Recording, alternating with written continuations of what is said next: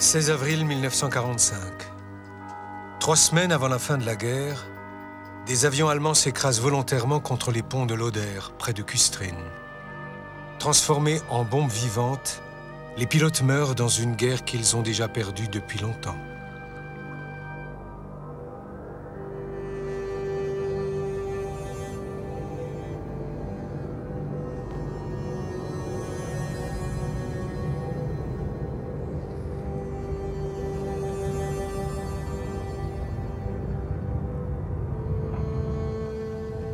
Cette opération suicide est le dernier soubresaut d'un régime qui n'a aucun respect pour la vie humaine, pas même pour celle de ses propres soldats. Ce documentaire retrace la vie de 6 pilotes qui ont vécu cette période. Leur histoire commence dans les écoles de pilotage de la jeunesse hitlérienne. Fliegen ist der Wunschtraum der modernen Jugend. In den Segelfliegerlagern der Hitlerjugend wird seit Beginn des Frühjahrs wieder an Hängen und Bergen mit allen verfügbaren Maschinen geschult und geflogen.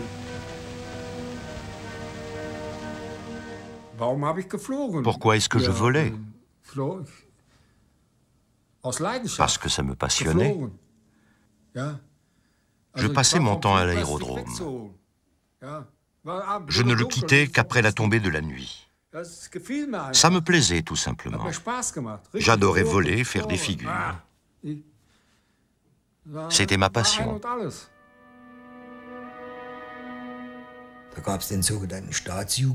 À un certain moment, le samedi a été déclaré journée de la jeunesse. On faisait des courses d'orientation, l'équipe de Wilkau contre celle de Zwickau, avec des détecteurs et toutes sortes d'instruments. Et nous autres jeunes gens, on était enchantés. Et cet élan enthousiaste n'est pas retombé, il s'est même renforcé avec l'aviation.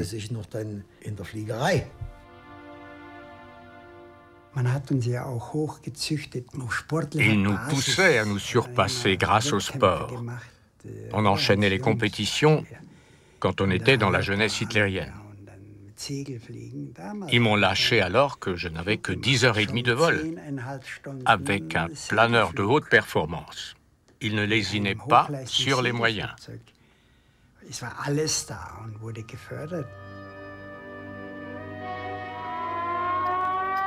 1939, Hitler envahit la Pologne. La guerre à l'Est vient de commencer. Pendant les premières années, la Luftwaffe remporte victoire sur victoire. Je me suis porté volontaire alors que j'étais encore au lycée. Comme je n'avais que 17 ans, j'avais besoin d'une autorisation parentale. Mon père, qui avait fait la Première Guerre mondiale, a d'abord refusé de signer. Au lycée, la classe était à moitié vide. Ceux qui restaient se sentaient un peu inutiles. C'était comme ça, on y croyait. Quand mon père a appris qu'on me regardait de travers au lycée, il a signé à contre-cœur. C'était réglé. Les jeunes pilotes intègrent la Luftwaffe. À la passion de voler s'ajoute un nouveau défi. Piloter des avions plus puissants et dotés d'un armement. Mais l'horreur de la guerre n'est pas encore palpable.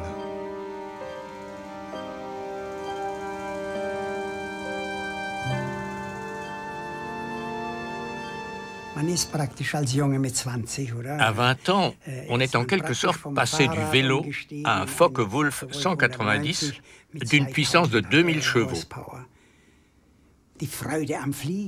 On aimait tellement voler qu'on s'accommodait volontiers de quelques minutes de combat aérien. On voulait aussi réussir. 1943.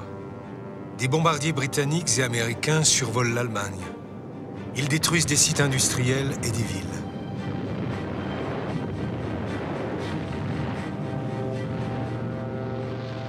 Il n'y a qu'un seul moyen efficace pour arrêter la destruction.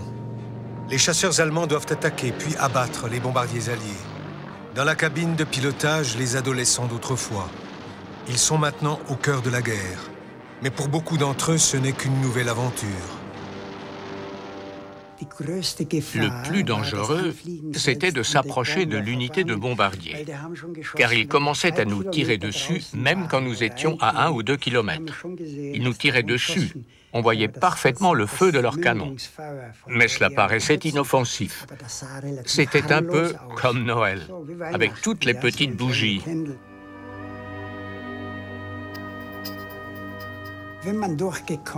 Une fois qu'on était passé au travers, on changeait de direction. En général, le bombardier allié était sérieusement endommagé par nos tirs. Il brûlait, et on était sûr qu'il n'allait pas rentrer à la base.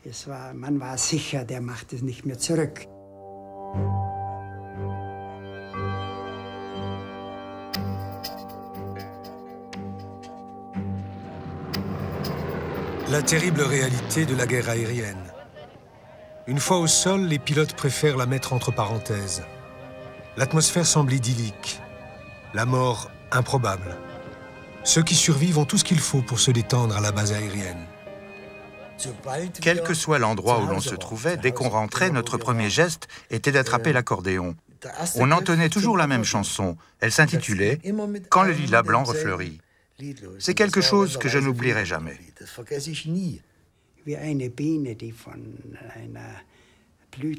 Nous étions comme l'abeille qui vole d'une fleur à l'autre pour se nourrir. Quand la journée avait été bonne, nous faisions le plein de bonnes nouvelles et de convivialité.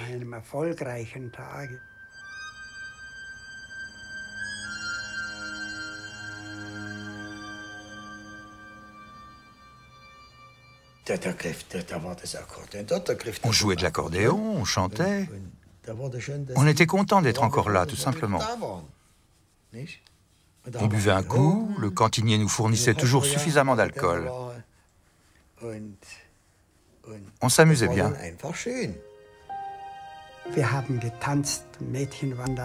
On dansait, il y avait des filles.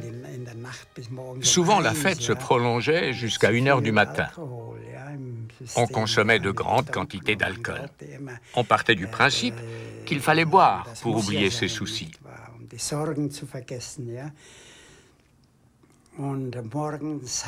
Et le lendemain, il arrivait souvent qu'on ait encore de l'alcool dans le sang au moment de partir en mission.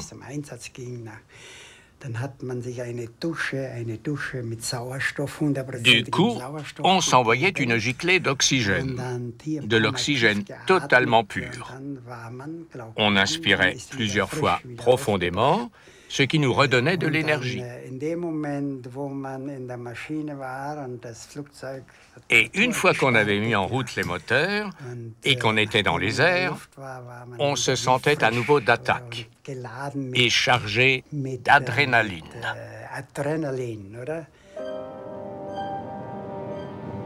Les pilotes partent en mission dans un état second. La violence est leur lot quotidien.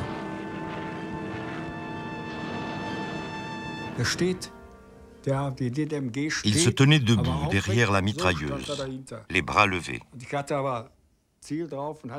Je l'ai visé, le doigt replié. Ça a fait boum. J'ai dû taper dans le mille avec mon canon de 30 mm. Ça l'a pulvérisé. Je n'avais plus aucune visibilité. Mon avion était couvert de sang. Il y avait toutes sortes de débris qui volaient vers moi. J'étais sous le choc.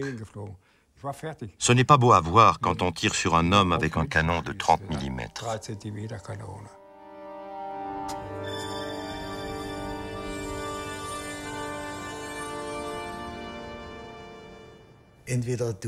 C'est toi ou c'est moi.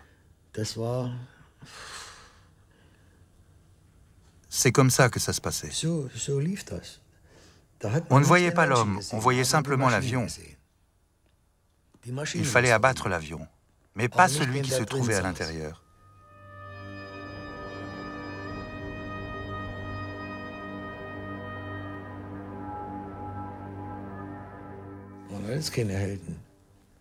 On n'était pas des héros. Quand ton estomac se noue, ça n'a rien d'héroïque. On ne passait pas à l'attaque en criant « Hurrah !» Non, c'était la guerre, et ça peut arriver à tout le monde d'être touché.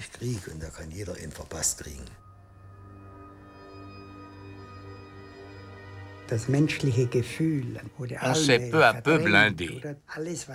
Il est vrai qu'on faisait tout pour ça, notamment pendant les gardes. Quand ils attaquent, on dit que les chasseurs viennent toujours du côté du soleil. Du coup, on s'installait dans les chaises longues pendant nos gardes et on fixait le soleil.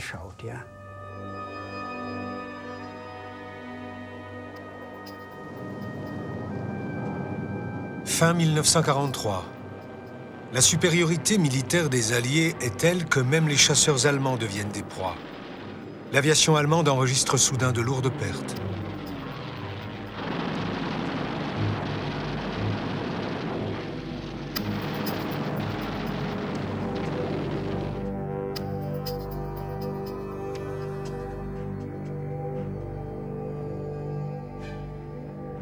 Les commandants de la Luftwaffe sont convoqués au ministère de l'Air du Reich.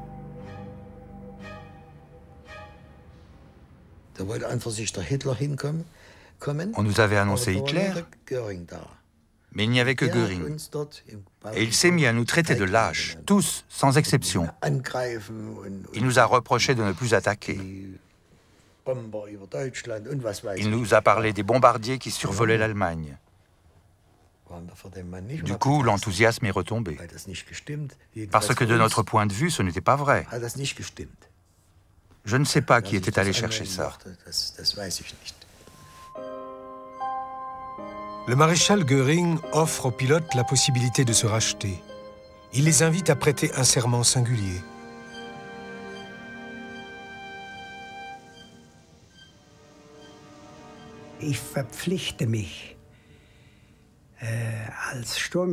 En tant que chasseur, je m'engage à fondre sur l'ennemi et à remplir ma mission sans me soucier de ma propre vie. Si un bombardier ne peut être abattu, il faut le faire tomber en le percutant volontairement. La prestation de serment aura des suites. La Sturmstaffel est créée en 1944. Il s'agit d'une unité chargée de missions spéciales. En utilisant l'hélice de leur avion comme une scie circulaire, les pilotes doivent déchirer l'empennage des bombardiers alliés de façon à les faire tomber. Une opération qui met volontairement en péril la vie des pilotes.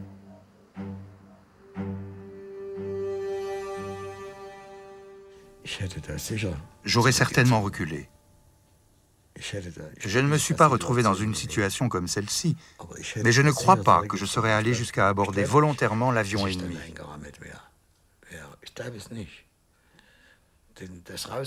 On avait toutes les chances d'y rester, à cause de l'explosion. Malgré le risque, d'autres pilotes acceptent de jouer le jeu. Tout est allé très vite. Tout d'un coup, j'ai aperçu un bombardier devant moi.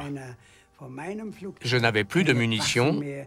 C'était l'occasion de tenter une manœuvre d'abordage.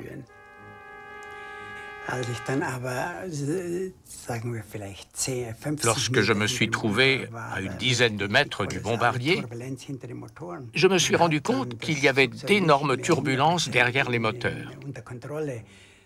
Ce qui fait que je ne contrôlais plus mon avion à 100%. C'est comme si j'étais tombé dans une cascade avec un kayak. J'ai raclé l'empennage avec mon aile sur 50 cm. Mais je n'ai pas réussi à le faire tomber.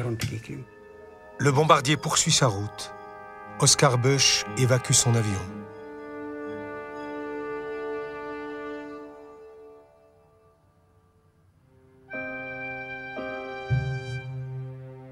La propagande de Goebbels fait de ces interceptions par abordage de véritables légendes.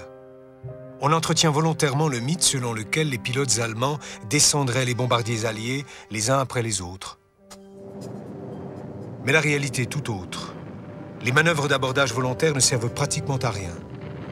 Fin 1944, la supériorité aérienne des Américains et des Britanniques est écrasante.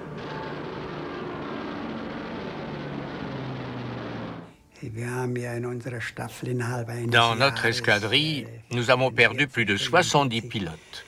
en 1944-45, en l'espace d'1 an. Et une escadrille est composée de 12 hommes, ce qui fait que nous avons eu plus de 500% de pertes. Beaucoup de pilotes mouraient peu de temps après leur arrivée. Certains ne sont même jamais revenus de leur première mission. Conséquence de ces pertes importantes, dans les écoles de la Luftwaffe, on raccourcit la formation des pilotes pour qu'ils puissent rejoindre le front le plus vite possible.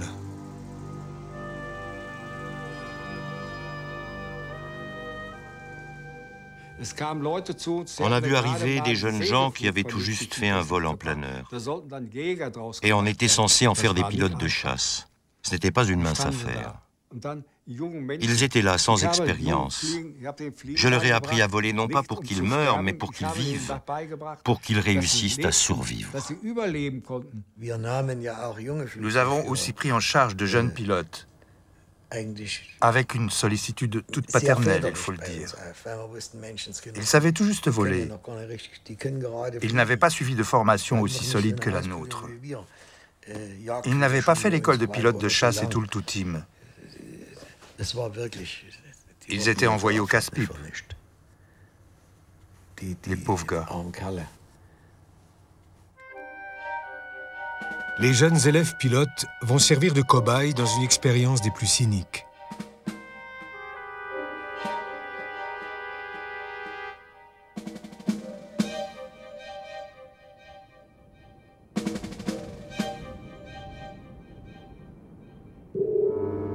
Début mars 1945, Göring signe un appel au sacrifice qui est aussitôt transmis aux écoles de pilotage allemandes. Dans le combat qui scellera le destin du Reich, les jeunes pilotes sont appelés à faire la preuve de leur dévouement héroïque et à se porter volontaires pour une opération spéciale. Une fois qu'il aura été donné lecture de cet appel, celui-ci devra être détruit. C'est un officier qui nous a lu cet appel à haute voix. Et il m'a semblé que ça le mettait très mal à l'aise. Car à un certain moment, sa voix affaiblit. C'était sur le passage où il était question des 10% de chances de survie. Après ça, il s'est tu. Pas de commentaire. Rien. Il s'est contenté de dire que les volontaires se fassent connaître. La plupart des pilotes ont dit non. Ils ont fait profil bas. Aucun des anciens ne s'est porté volontaire. Il n'y avait que des jeunes. Moi, je n'ai pas hésité un instant. Je me suis dit, je fais partie de l'armée, il faut que je fasse mon devoir jusqu'au bout. Je n'ai pas vraiment réfléchi avant d'agir. Il est vrai que j'étais jeune, inexpérimenté et victime de mon éducation. Ces trois facteurs ont dû jouer. Les jeunes pilotes sont transférés à Stendal, où ils sont censés suivre un cycle de formation. Le cycle de formation Elbe était en réalité un nom de code. L'idée était de regrouper en un même lieu les pilotes qui s'étaient portés volontaires pour participer à l'opération spéciale. Nous ne savions pas non plus ce qui nous attendait.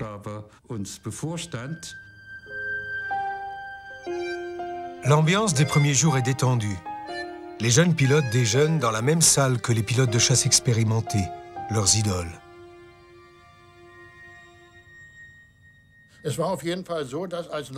Tous les repères avaient en quelque sorte volé en éclats. Tout était différent. On se sentait respecté. On avait l'impression de faire partie de l'élite. C'est comme si on avait grandi de 10 cm. Les repas aussi sortent de l'ordinaire. Alors que l'Allemagne crève la faim, les pilotes, eux, ne manquent de rien.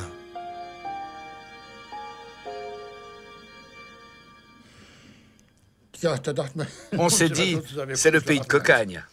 On n'en croyait pas nos yeux. Du jambon, des œufs, de la saucisse, de la confiture, du beurre. Du cognac, pas du bon marché, du français. Du vin, des cigarettes à gogo. C'était un véritable festin.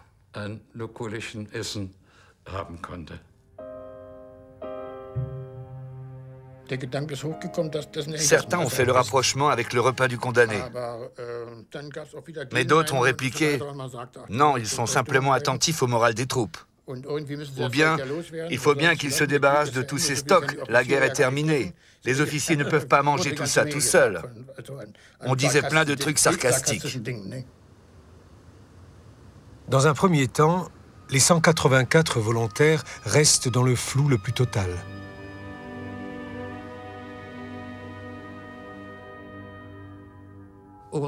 Ce n'est qu'après une semaine à Stendal que le colonel Hermann nous a expliqué en quoi consistait l'opération. L'objectif était de détruire les bombardiers ennemis en utilisant la technique de l'abordage. Il s'agissait de provoquer un abordage spectaculaire et non plus seulement d'égratigner les avions ennemis comme l'avait fait la Sturmstaffel en déchirant l'empennage avec les hélices de ses Focke-Wulf 190. Non, il fallait pulvériser l'avion en le percutant volontairement. C'est comme ça qu'il voyait les choses. Göring rêve de frapper un grand coup. Quelques centaines d'avions allemands doivent se précipiter contre les bombardiers américains et semer une telle panique que l'ennemi renoncera à organiser d'autres attaques aériennes contre l'Allemagne. Les pilotes allemands n'ont pratiquement aucune chance de survivre. Malgré cela, ils se sentent presque soulagés.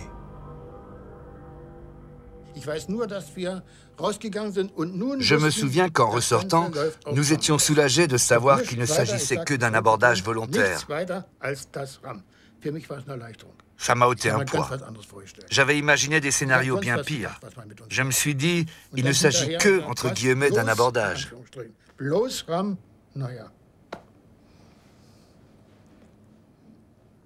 Qu'est-ce que vous aviez imaginé? Une bombe vivante. Les bombes vivantes ne sont pas encore à l'ordre du jour. Hitler est sceptique. Envoyer ses propres pilotes à une mort certaine, ce serait un aveu d'impuissance, un acte de désespoir manifeste. Au lieu de ça, on veut entretenir l'illusion que les pilotes tombent au cours d'un combat héroïque. On leur conseille d'évacuer l'avion juste avant l'abordage.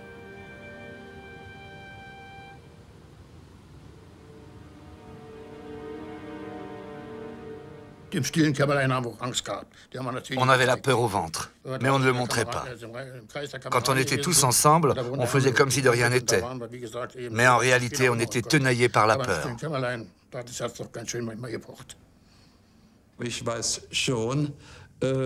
Je me souviens qu'on se posait des questions. Mais on n'a jamais envisagé de renoncer.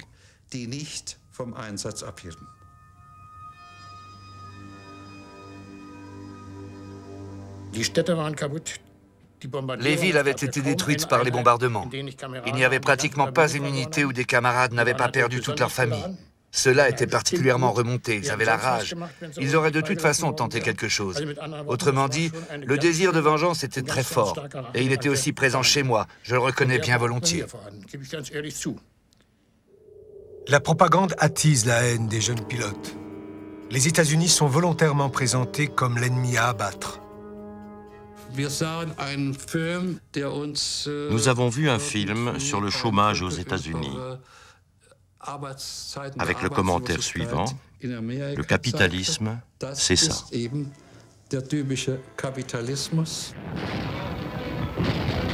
Die Werktätigen in Roosevelts Vereinigten Staaten arbeiten für gigantische Kapitaltrusts.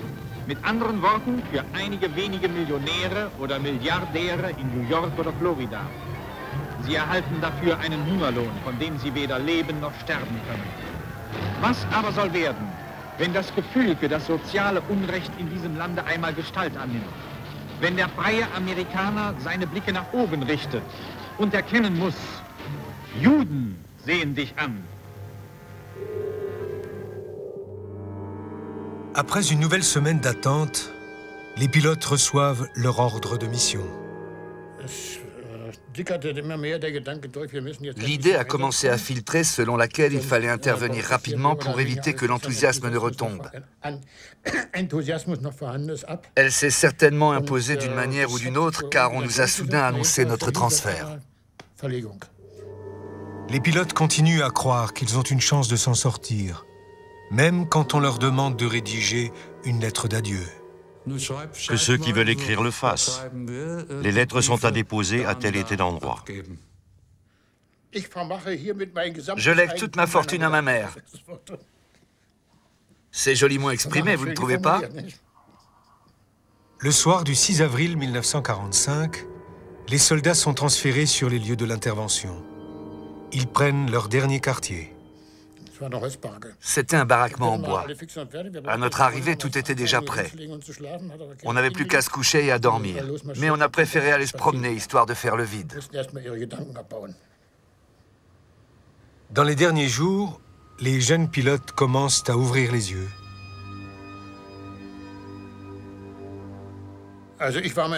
J'avais pris la décision de renoncer à l'abordage spectaculaire. Je ne sais comment l'idée m'est venue. Si j'y ai pensé tout seul ou si je me suis contenté de reprendre une idée qui était dans l'air. J'ai certainement été influencé par les autres. Ils étaient un peu plus rapides que moi, question jugeote. Un sentiment d'angoisse se répand le jour où quelques pilotes apprennent que les appareils sont dépourvus de tout armement. Les pilotes ne doivent plus avoir la possibilité de se battre dans les airs, mais seulement de percuter volontairement l'avion ennemi. Depuis longtemps, de nombreux appareils ne sont plus opérationnels. Dans ces dernières semaines de guerre, on manque de pièces détachées. La Luftwaffe tombe en déliquescence. Un tiers des pilotes, dont Fritz Marktscheffel, ne peut donc pas participer à l'opération. Il assistera à la scène depuis le sol. Il y avait le drapeau de guerre du Reich et une fanfare qui jouait l'hymne national. Mais ça aussi, ça nous a paru superflu. Monsieur Goebbels apportait son concours.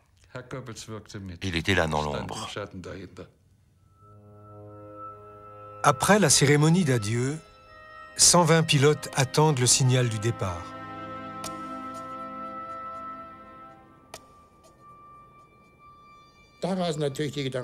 On voit défiler toutes les images de sa vie lorsqu'on s'apprête à mener une attaque dont on ne reviendra sans doute pas vivant. L'attente dans l'avion vous paraît éternelle, sans compter qu'il ne faisait pas particulièrement chaud. L'attente, la solitude, ce n'était pas agréable. Il y a une foule de choses qui vous traversent la tête. On a des idées complètement farfelues. À l'époque, j'avais une copine dont je ne connaissais que le nom, Erika. Et j'ai demandé au mécanicien d'écrire le nom d'Erika sur l'appareil. Je voulais baptiser mon avion Erika.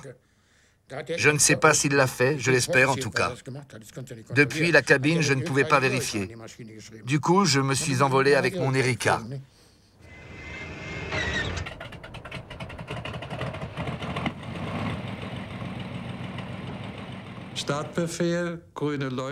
On a donné l'ordre de décollage.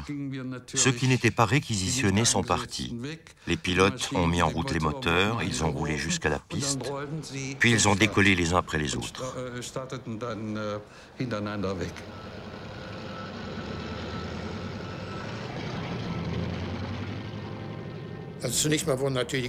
D'abord, on nous a donné les coordonnées. Entre deux annonces, la radio au sol diffusait de la musique militaire. C'était vraiment très beau.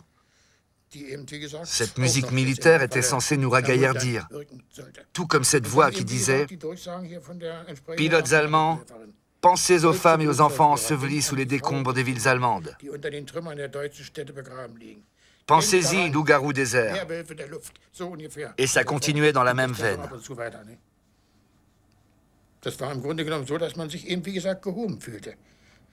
Je dois dire qu'on était dans un état second, comme si on nous avait injecté de l'opium, ou je ne sais quelle autre drogue. Si l'on avait un moment de faiblesse, ça nous remettait aussitôt dans le droit chemin. C'est la première fois que le pilote de chasse Klaus Hahn part en mission. Il songe à désobéir aux ordres. J'aurais pu me dégonfler, mais pour aller où? À l'ouest flottait le drapeau britannique. À l'est, les Russes étaient aux portes de Berlin. Et en plus de ça, c'était considéré comme un acte de lâcheté devant l'ennemi. Tous les soldats avaient ça à l'esprit. Dans ce type de situation, on se retrouvait vite pendu à un arbre.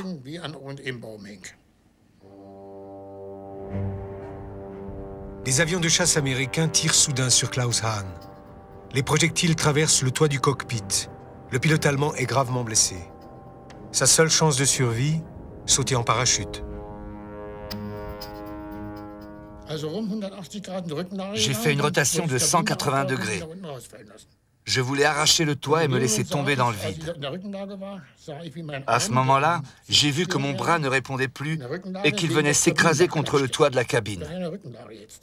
J'étais couché sur le dos, tout était à l'envers. Et ce que je voyais, ce n'était plus un membre, mais une sorte de bouillie de chair criblée de balles. C'est la main qui avait le plus souffert. De toute façon, elle aurait été foutue. Tandis que mon bras s'écrasait contre le toit, j'ai vu passer à environ 6000 mètres d'altitude une unité de bombardiers. C'était des B-17. En voyant ça, je me suis dit, fais-le. Ce n'était pas du courage, mais du désespoir. C'était peut-être même une forme de sacrifice. Je suis descendu en piqué de 4000 mètres. J'allais incroyablement vite. Je me suis accroupi, je me suis fait tout petit derrière la vitre blindée et j'ai foncé droit sur le bombardier. Ne me demandez pas ce qui m'a traversé l'esprit à ce moment précis. Je ne sais pas. J'ai dû simplement me dire, j'espère que je l'aurai. Klaus Hahn percute bel et bien le bombardier. Il réussit cependant à sauver sa vie. Je ne sais pas comment je me suis sorti de là. J'ai bien dû sortir de l'avion d'une façon ou d'une autre. J'ai peut-être été éjecté, même si c'est peu vraisemblable. C'est le trou de mémoire. Je me revois seulement en train de tourbillonner dans les airs, libre. Il survit à son évacuation à haute altitude. Arrivé au sol, il perd connaissance. Combien de temps je suis resté ainsi? Je ne sais pas. Au minimum 1 heure, même plus. Je me suis rendu compte que je saignais au niveau du cou. Pour éviter de me vider de mon sang, si, je saignais vraiment. Ce n'était pas qu'une impression. J'ai appuyé sur la plaie avec mon col. Je me souviens encore très bien avoir fait ce geste. J'étais là depuis un bon moment quand j'ai entendu une voix de femme qui disait « Le voilà ». Je me suis dit « Ils m'ont trouvé enfin ». Il y avait quelques hommes, plutôt âgés, et une femme.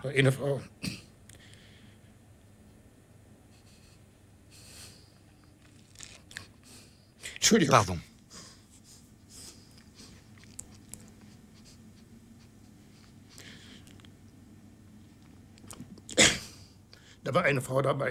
Il y avait une femme qui avait apporté une bouteille de lait et des tartines. Elle voulait à tout prix que je boive et que je mange quelque chose. Je ne pouvais pas. Ma lèvre était fendue et d'ailleurs, je n'avais vraiment pas faim. Elle m'a materné avec une telle douceur.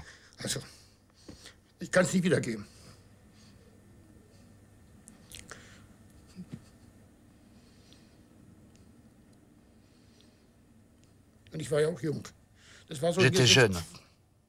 Son visage me faisait beaucoup d'effet.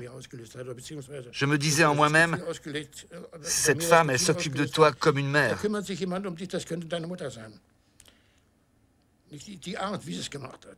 Ses gestes étaient très tendres.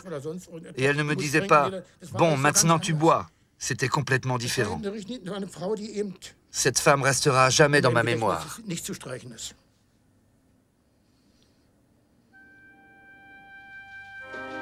L'opération Elbe était connue des services secrets américains. Même les équipages des bombardiers en avaient eu vent.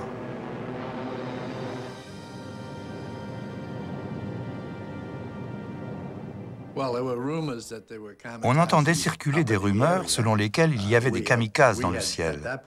Mais on n'en avait encore jamais vu.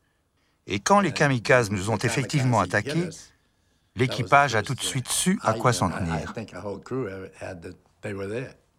Le 7 avril, Joe Flynn survole la lande de Lüneburg, dans le nord de l'Allemagne. Tout à coup, un pilote allemand se jette sur son bombardier.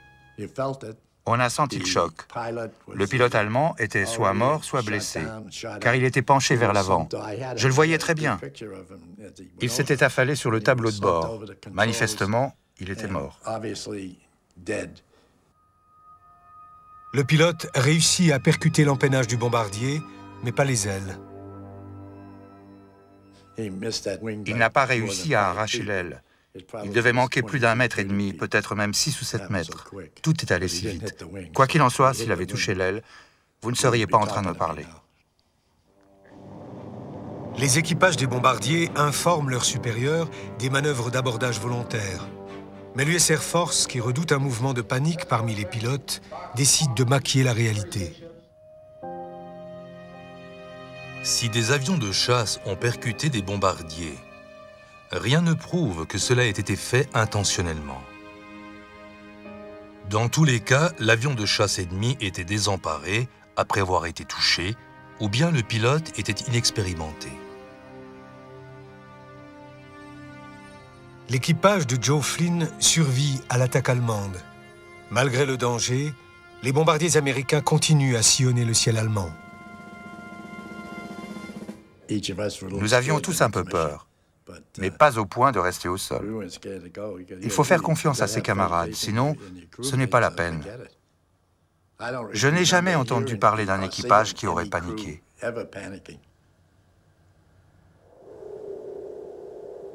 Pour la Luftwaffe, le bilan de l'opération du 7 avril fait l'effet d'une douche froide.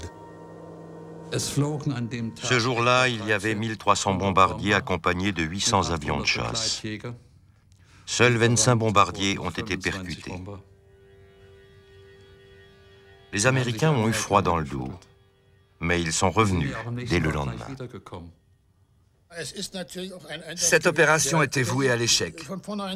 Et quand une opération est vouée à l'échec, il y a des sacrifices.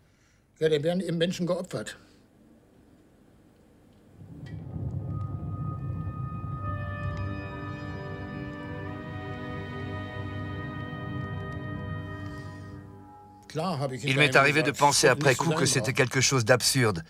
Et puis je me suis dit, non, il fallait le faire. Sinon, je n'aurais plus jamais pu me regarder dans une glace. Il y a des moments comme ça. Là, je pouvais au moins être content de moi. Je l'avais fait. J'étais allemand après tout. J'avais fait mon devoir. Et la notion du devoir, c'était quelque chose de très important à l'époque. Quand on manquait à son devoir, ça chauffait. Par conséquent, on était obligé de le faire. Et quand on l'avait fait, on était content de nous. On avait été élevés comme ça.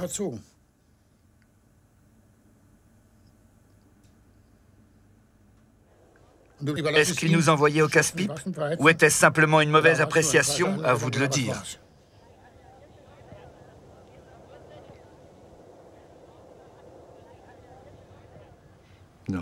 Il fallait être shooté pour faire un truc pareil. C'était d'ailleurs probablement le cas. Avant d'évacuer leur avion, ils étaient obligés de s'approcher tout près de leur cible pour réussir à l'atteindre. C'était de la folie. C'est comme prendre sa voiture et foncer droit sur un mur en disant « J'appuierai sur le frein juste avant la collision, ça ne sera pas si terrible. » Ils ont sacrifié leurs gamins, voilà ce qu'ils ont fait. En une seule journée, 40 pilotes allemands font le sacrifice de leur vie. Déçu, Joseph Goebbels écrit le soir même dans son journal « Aujourd'hui, nos chasseurs d'abordage ont été lancés pour la première fois contre les avions ennemis survolant notre territoire. Les abordages réussis n'ont pas encore été comptabilisés. Mais ils ne semblent pas aussi nombreux qu'on aurait pu l'espérer. Il ne faut cependant pas oublier qu'il s'agit d'un coup d'essai et que l'expérience ne doit pas forcément être abandonnée. L'expérience se poursuivra au moment où l'armée rouge atteindra l'Oder.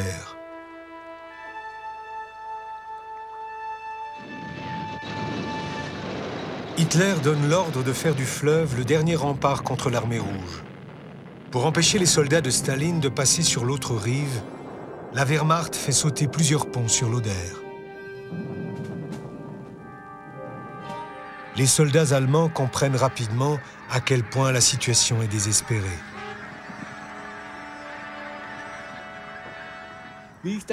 Au moment où je me suis envolé, je me suis rendu compte à quel point l'Allemagne était petite. Il ne restait plus grand-chose du pays. Je ne m'étais jamais beaucoup interrogé à ce sujet, mais là je me suis exclamé, est-ce qu'il y a encore quelqu'un qui croit pouvoir arrêter les Russes? Mais c'est tout bonnement impossible.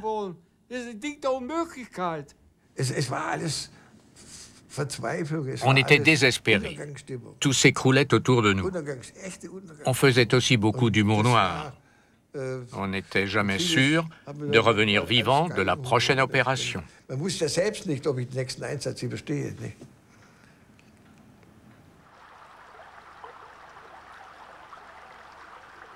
Au cours des derniers jours de la Deuxième Guerre mondiale, des officiers continuent à prêcher le sacrifice total et héroïque. Sie müssen sich zunächst zu der Auffassung durchringen, dass es völlig unwichtig ist, ob der Einzelne von uns nun unbedingt die Klärung dieser Situation erlebt. Das ist nicht wichtig. Wichtig ist, dass unsere Gemeinschaft diese Zeit überlebt. Und sei es nur ein kleiner Teil unserer Gemeinschaft. Dieses Ziel ist unter allen Umständen jedes Opfer unsererseits wert. Tu n'es rien, ton peuple est tout. Même si les Allemands sont prêts à se battre jusqu'au dernier, l'armée rouge réussit à franchir l'Oder le 16 avril.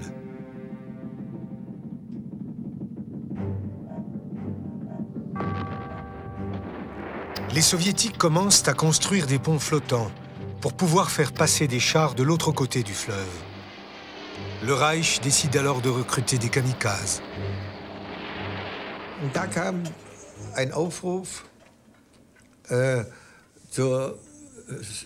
Il y a eu ensuite l'appel au sacrifice sur les ponts de l'Oder.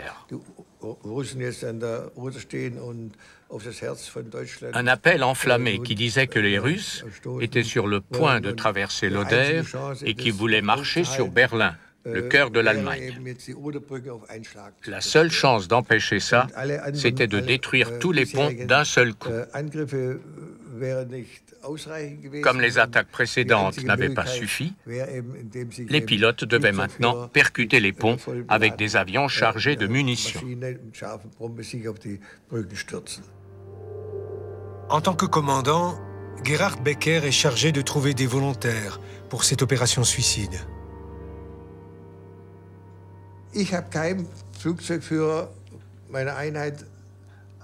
Je n'ai jamais confié une seule opération à mes pilotes à laquelle je n'ai pas participé. Ils m'auraient pris pour un lâche si je ne m'étais pas porté volontaire en tant que commandant. S'ils le faisaient, je devais le faire aussi. Une pression énorme pesait sur nos épaules.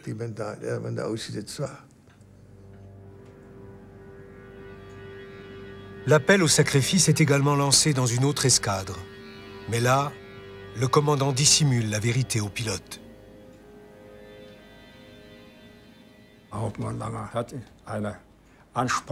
Le capitaine nous a fait un discours. Il nous a expliqué en substance qu'après avoir pris du bon temps à l'école de pilotage, le moment était venu pour nous de faire nos preuves et de partir en opération.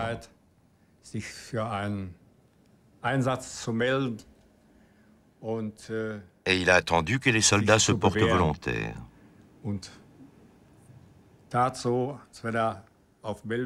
Mais personne ne s'est manifesté.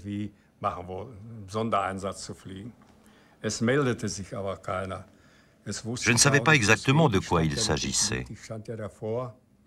Je n'étais pas au milieu des rangs, mais devant, et j'ai dit, « Monsieur le commandant, j'ai une question. »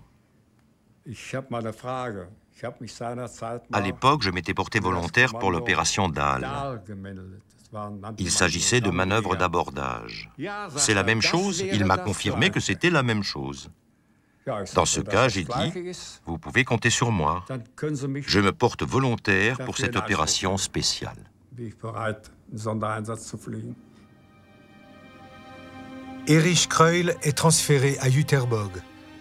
Il croit qu'il ne s'agit que d'intercepter par abordage des avions ennemis, avec une chance de survivre. Mais les choses tournent autrement. Vers 5h30, l'alarme a été donnée. Nous nous sommes tous précipités aux messes des officiers.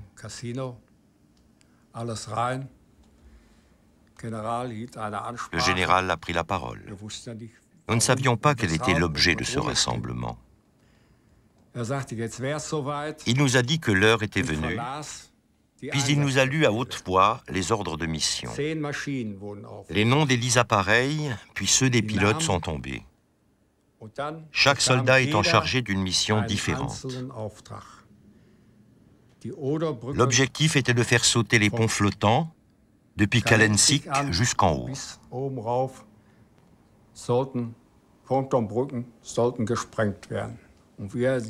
Et après avoir réparti les tâches, il a dit « Opération suicide ».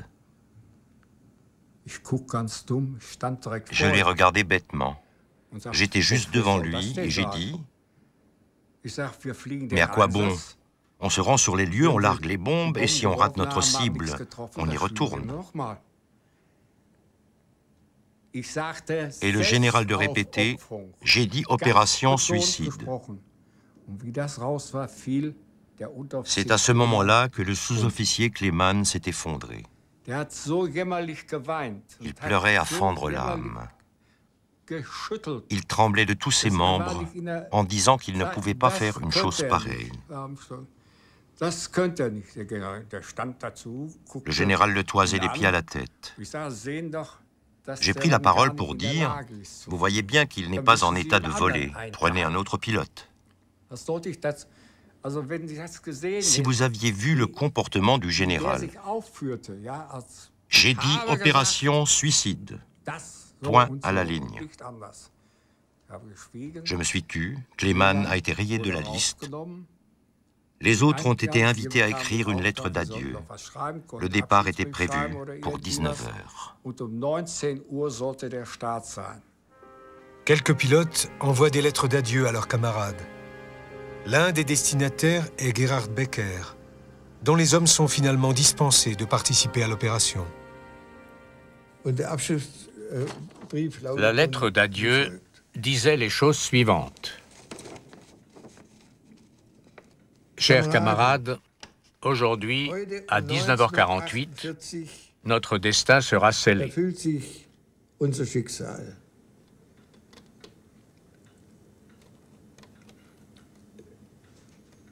Nous nous sacrifions volontairement pour notre Führer, pour notre patrie, pour l'Allemagne. Au revoir, camarades. Et ils ont tous signé.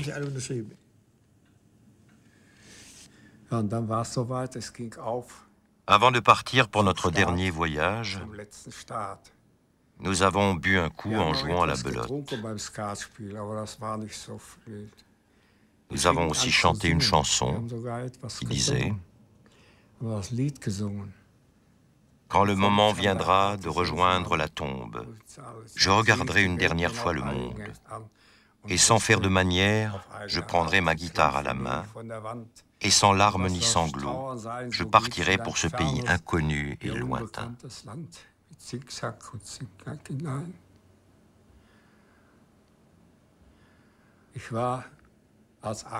J'étais le 8e à partir. J'ai décollé et j'ai mis le cap sur Francfort-sur-Oder. Alors que je venais tout juste de prendre de l'altitude, 2 appareils sont venus me rejoindre, 209. Ils m'ont escorté presque jusqu'à Francfort avant de prendre congé. C'est là que j'ai commencé à me dire, qu'est-ce que tu fais maintenant? Finalement, j'ai pris la décision de voler jusqu'à l'endroit indiqué, puis de dérouter mon avion. Et puis advienne que pourra. J'ai dérouté mon avion. Autour de moi, tout était à feu et à sang. J'ai réussi à passer au travers. J'ai lentement repris de l'altitude. J'ai mis le cap au sud. La lampe rouge s'était allumée sans que je m'en aperçoive. Le moteur a commencé à tousser.